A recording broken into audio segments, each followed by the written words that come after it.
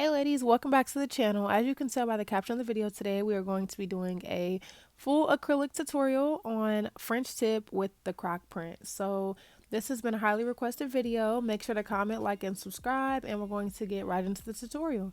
So of course, I always start by pushing my client's cuticles back, exposing the entire nail. And now I'm going around the client's cuticle with my cuticle drill bit, aka a cone-shaped drill bit. This is really important because it helps expose the entire nail and get all of the dead skin cells, all of the nitty gritty from around the cuticle area and off of the nail. This will help prevent lifting, so you do want to make sure that you are taking your time with the step and getting the entire cuticle area from sidewall to sidewall, as well as, of course, the cuticle area. So now I'm taking my 180 sanding band, which you can get a large pack of these for super cheap off Amazon, by the way. But I am just taking this, and I have my drill speed set not high at all, but not too low. You want to have it set just enough to take off the natural shine from the nail. The natural shine is something that everyone's nails produce. It's just a natural oil, and it is important to make sure you're taking this off, because this will prevent the acrylic from adhering to the nail, which will cause lifting and your client's nails to just pop right off. So now we are going in and applying the tips. This client is doing square and she's doing a medium length. So I always start with the pinky, and you want to make sure that you're following the nails. So a lot of people most times follow, I mean, every nail tech does it different, but people end up with crooked nails and then they blame it on their client's finger, or they blame it on, you know, oh, we were looking at it from this way, looking at it from that way. All the nails should be straight regardless. So that's why I start with the pinky, and then from there, I just go ahead and I make sure that all of the nails are straight with each other. So obviously the pinky nail is straight, and as you can see here, they are all straight and aligned with each other. You want to make sure that you're following the client's, um a lot of clients have those crooked fingers or those fingers that are leaning. So you want to make sure that you're following your client's nail and not their finger, because most of the time their finger can be crooked, their nail can be crooked, whatever. So it really just depends on the client. I always just start with the pinky and make sure that that nail is straight and then go from there. And I never have had an issue or a problem with any nails being crooked. And if I do, it's very obvious. So it's easy to just go ahead and replace that one. So now I'm going in with that same sanding band, and I'm just blending the natural nails with the nail tip. You want to make sure that you are not applying too much pressure. This is literally just to blend the nails in, and that will help prevent lifting and popping off. You can file the whole nail tip, but that's totally optional. I just do where the natural nail and the nail tip meet. So now I'm going in with my Mia Secret dehydrator, and this is just another layer of making sure all of those natural oils are free from the nail. And now I'm going in with my Young Nails Protein Bond, and this is another very important step, as it is with the dehydrator. This is what helps the acrylic bond to the nail. So I do 2 layers of this. It's totally optional. You can just do one, but I highly, highly recommend 2. I don't ever have any issues with lifting. Definitely don't have issues with people's nails popping off due to like lack of prep. So just keep that in mind. Like I said, it's optional, but those 2 products are very bomb, and they're very, very affordable also. So got those from Amazon, by the way. So now I'm going in with my Mia Secret Nude Blush, I believe, and I am just placing my first bead where the nail tip and the natural nail meet. And I start by just feathering the acrylic down. I'm making sure to wipe the sides of the nails as well as the free edge to keep that shape. A lot of you guys may wonder why I did not shape the nails. Me personally, whatever shape the client is getting, which 9 times out of 10 is either square or coffin, I have pre-shaped nail tips, which does save a lot of time. So I just go ahead and apply whichever shape they're wanting. Now obviously if they're doing something like almond or stiletto, duck nails, I do have to shape those prior to applying the acrylic. But when they're just getting a simple square or a simple coffin, I do just apply the tips and I cut them to the desired length, and then I go on with the process and I file afterwards. And I do this because, as you can see here, these nail tips are pretty square. So as long as I keep my acrylic application nice and neat, when it comes time to file, I won't have to do too much and I'll still end up with a perfect, if not almost perfect, square shape. So just keep that in mind. It does save a lot of time. I think when I first began, I was finding myself taking a really long time with the prep um, part of the acrylic process. And as I, just went back and I watched my tutorials, I looked at what I was doing, each step I was taking, I kind of found a lot of things that I was doing that were taking up more time than it needed to and that were totally unnecessary, which pre-shaping the nails, if they're square or coffin prior to the acrylic application was one of them. So that's totally optional. Do whatever you see fit best, but I don't. So I just wanted to answer that because I've gotten that question a few times. So now we're moving on to the next finger. My mouth got to running. So on this finger, I actually explained the acrylic application. So since these nails are medium, I probably only use about 3 beads for each nail, maybe more. But I do always apply the first bead at the um, apex, which is where the acrylic, or I'm sorry, the natural nail and the nail tip meet. Um, I meant to say, or was going to say, that that is where the acrylic application is the most important because you want to build that area up nice and full, because that is where 9 times out of 10, if a nail is going to break, that is where it's going to break. So you don't want it to be super fat. You just want to make sure that that area has, it's nice and built up. And as you can see, I placed the next bead right above that. I am just feathering it down. You don't want to apply too much pressure. You don't want to pull or like drag, because then that will just cause the acrylic to get stuck in your brush and most of your product will be being wiped off. So you just want to, like I said, keep that in mind and just feather the acrylic down, lightly pat it. Now I'm applying my cuticle bead. You do not want to place your cuticle beads right at the cuticle, ladies. I know it may be hard. It might seem like, well, they're still nail. You want to place it right beneath the cuticle, because as you feather it down, it will start to slide up right where it needs to be. So definitely keep that in mind. It's a big hassle if you get acrylic on the cuticle area. So as you can see, I'm making sure to wipe around the client's cuticle area. And if you've watched any of my previous videos, then you know that I always say that the cleaner that you work, the easier it will be to finish off the set. And by that I mean like filing, the buffing, all of that will, be way easier if your acrylic application is nice and neat. Also, if you get acrylic on your client's skin, it's such a hassle to get that off. That will 100% cause lifting, and obviously when the acrylic is wet, it's more easy to manipulate and work with. So you want to try to make sure that you are keeping that area completely free of acrylics, wiping the client's skin constantly, just checking to make sure that there is no acrylic that may have flooded over. That way you don't have to worry about any lifting, and of course your client won't be uncomfortable with acrylic on her skin. So I went ahead and applied my first bead again. As you can see, I started it at where the natural nail and the nail tip meet, making sure to continue to pat the sides of the nails as well as the free edge. As I said, keeping your acrylic application nice and neat will definitely help in the long run. So I'm doing this to make sure that I keep my shape. So I will have to do less work when it comes to filing.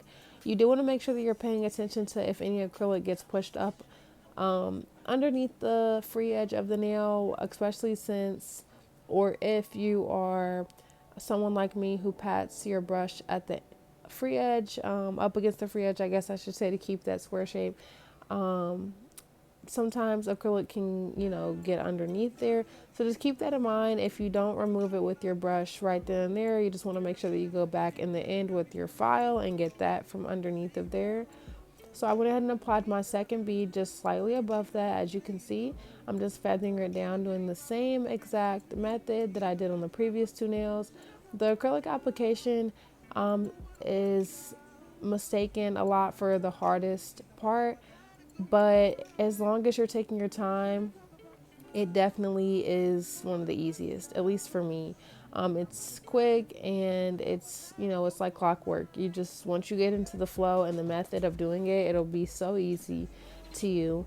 I went ahead and applied my next bead right above that one and just feathered it down.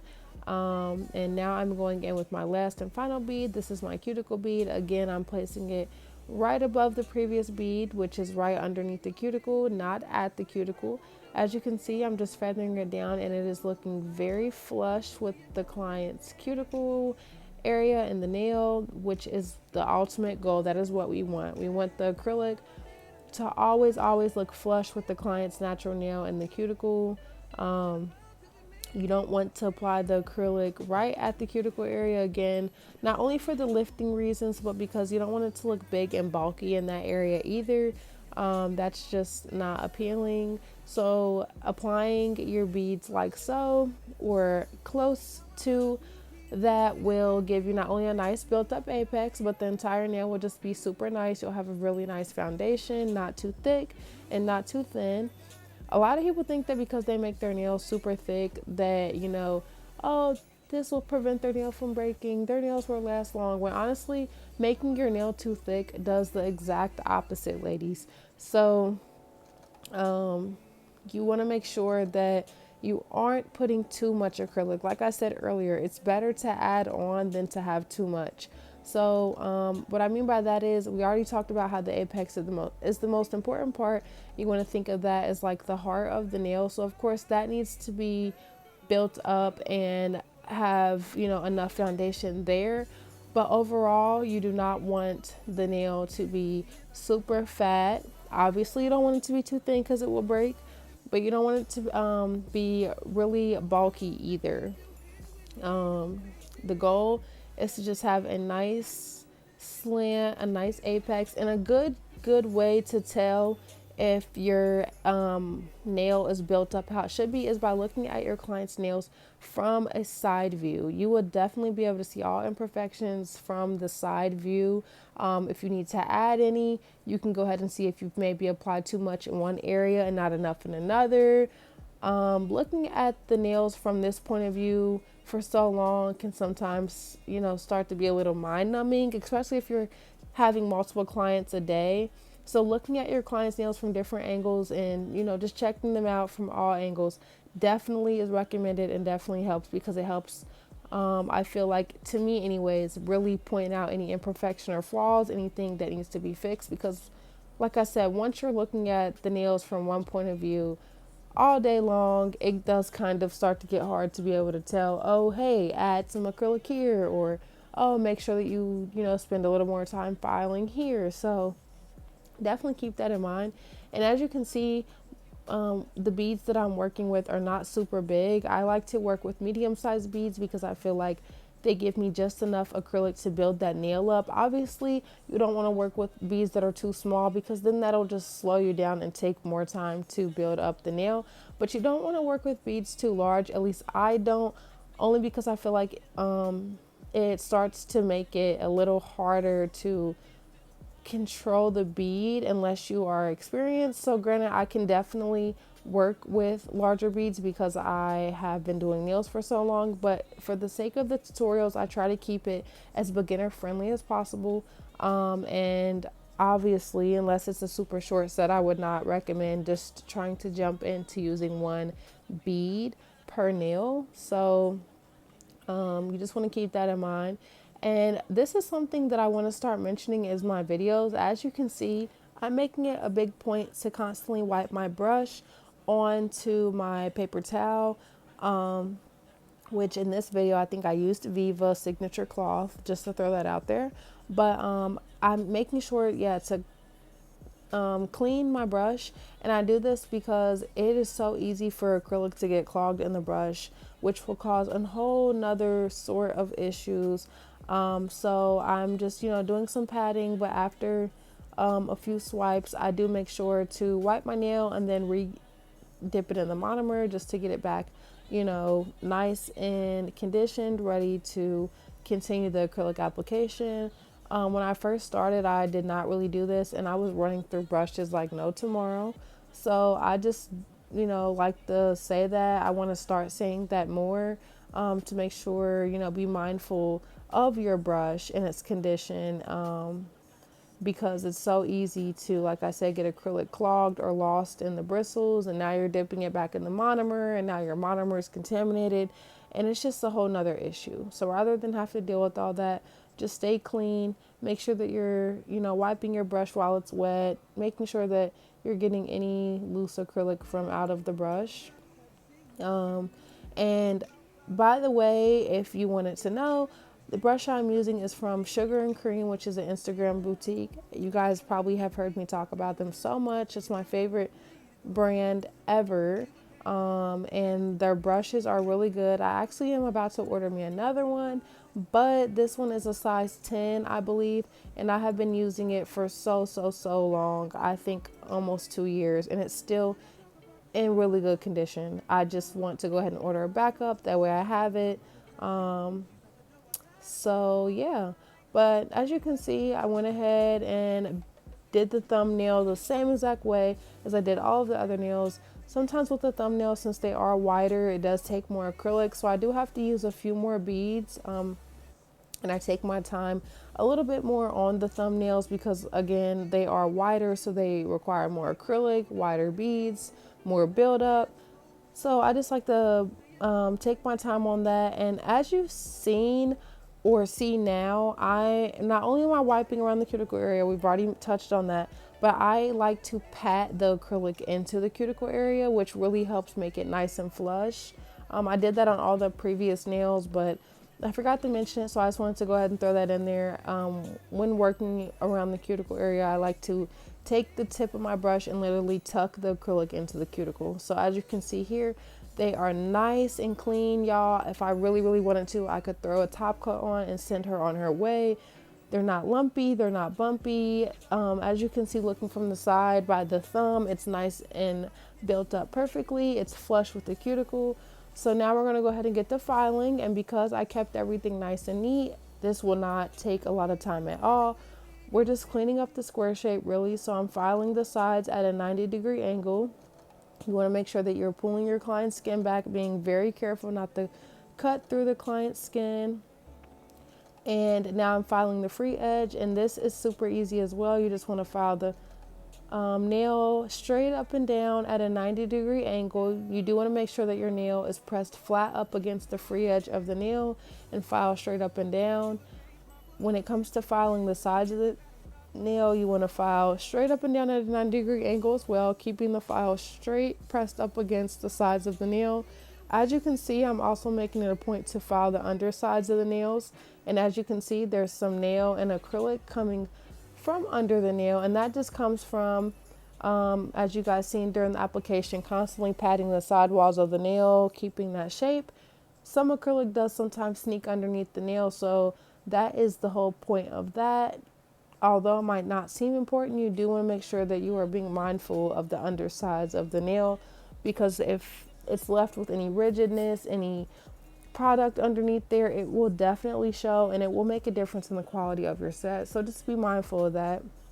And you don't want to, again, apply too much pressure when you're filing, because one wrong swipe and you will dig into your client's skin, which is a very uncomfortable feeling. So just make sure you're pulling the client's skin back again and filing with the file pressed straight up against the sides of the nail.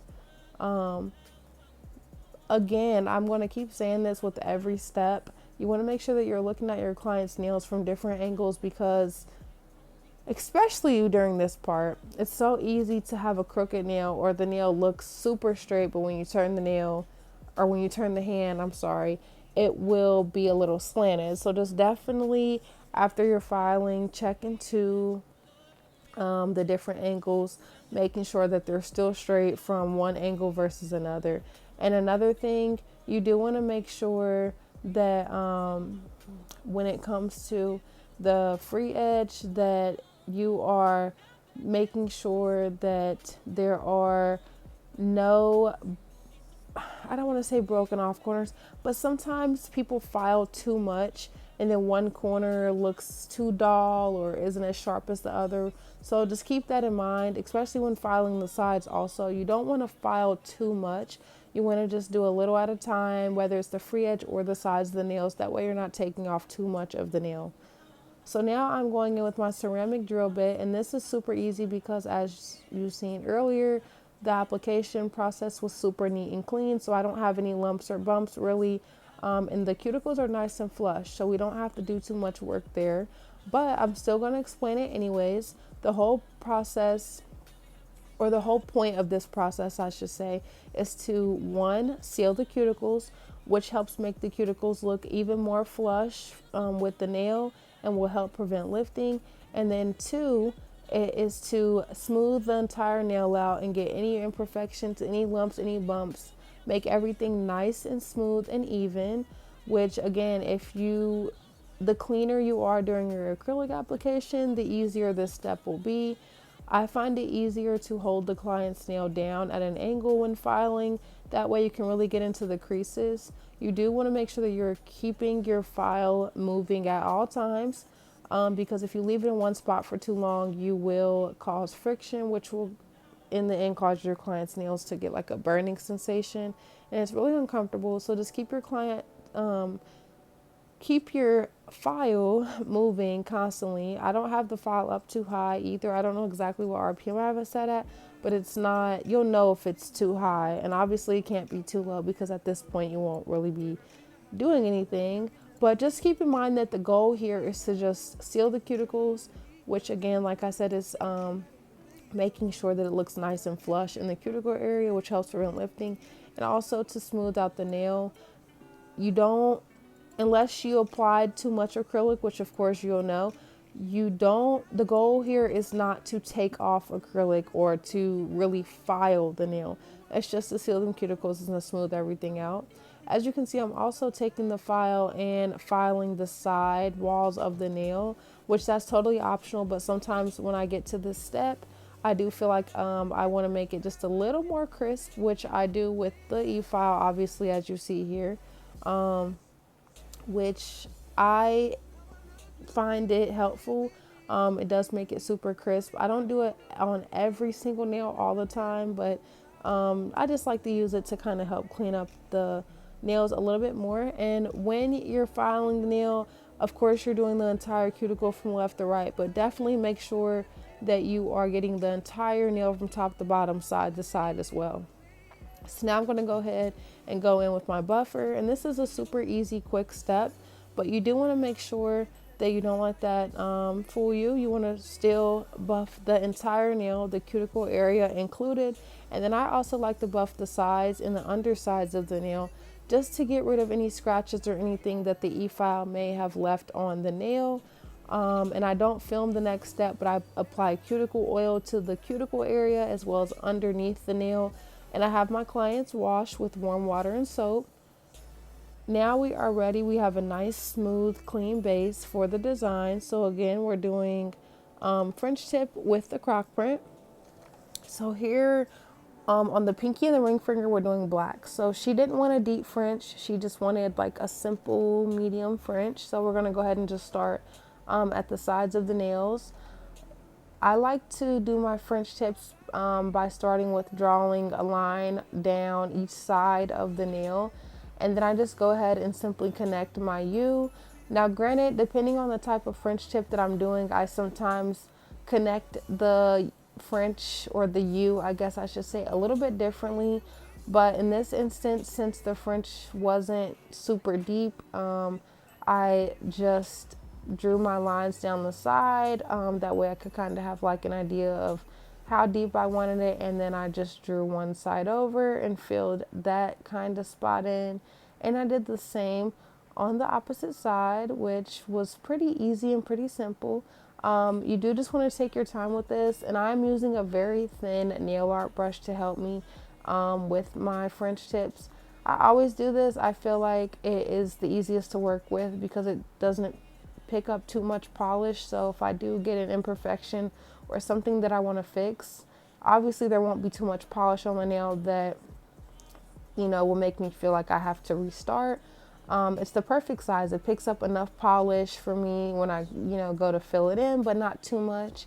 And I think it helps me get my polish for my French tip, I guess I should say, more precise.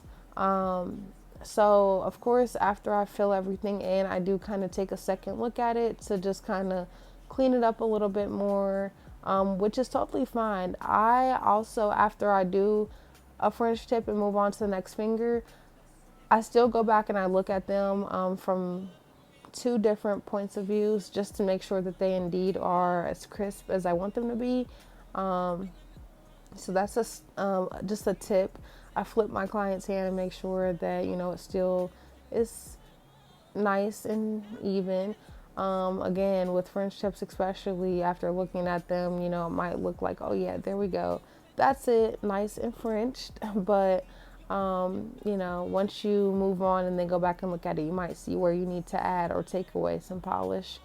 And also, I recommend getting a thin cleanup brush, and that really helps for if you accidentally move your hand the wrong way and now you have like a messed up spot with your polish. It makes it super easy to just go in and clean it up rather than have to redo the entire nail. And I get all of my cleanup brushes from Amazon. I literally just look up cleaning or cleanup nail brush, and there's plenty of them on there for super cheap. So as you can see with the pink French, I'm literally doing the same exact steps, just drawing my lines down the side and going ahead and bringing my sides over and then connecting both sides with that French tip. And these are coming out really good, you guys. So if you feel like you're somebody that's struggling with French tip, definitely try this method. But please don't get discouraged, because I've been doing nails for 4 years and I feel like I just now, this year, got good at French tips. But I used to dread them. They never were even. I used to take so long on French tips. It was embarrassing. But you get the hang of it. Practice makes perfect. So I did the thumb. I went ahead and applied the top coat after letting them cure.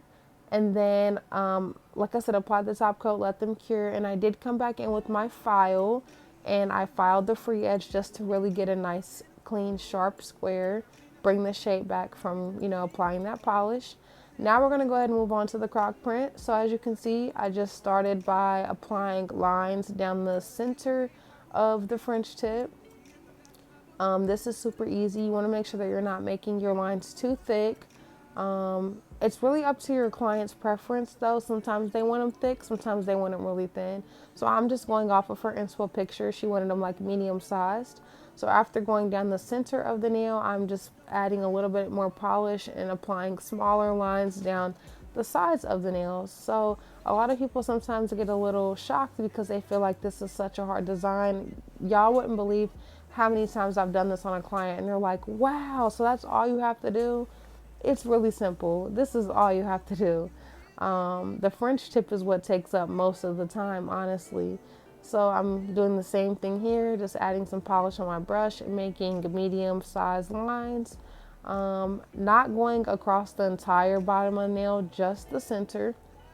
Now I'm going in again on the sides, applying smaller lines down the entire side of the nail. Super easy and super simple. And you want to make sure that you are leaving the polish wet. Do not cure the polish before you apply the acrylic powder. So after I do this nail, you will see exactly what I mean. But some people apply the gel and then they let the nails cure, and then they are doing I don't know what and then applying the acrylic powder, and it does not give the same effect. So in this shot right here, the polish is still wet. So it's wet. We're just literally pouring acrylic powder over top, not too much, and then I'm tapping off the excess. Then you dry them for 90 seconds and dust off the powder. And this is the finished result. We did add some charms, so they turned out really cute. I really, really like these, and she did too. They turned out exactly like the inspo. But as you can see, croc print Frenchies are not too hard to do. So anyways, I hope you really enjoyed this video. Give it a like, turn on the post notifications, and leave me a comment for what you want to see next. Thank you guys for watching. As always, I love you guys, and I'll see you in the next video. Peace.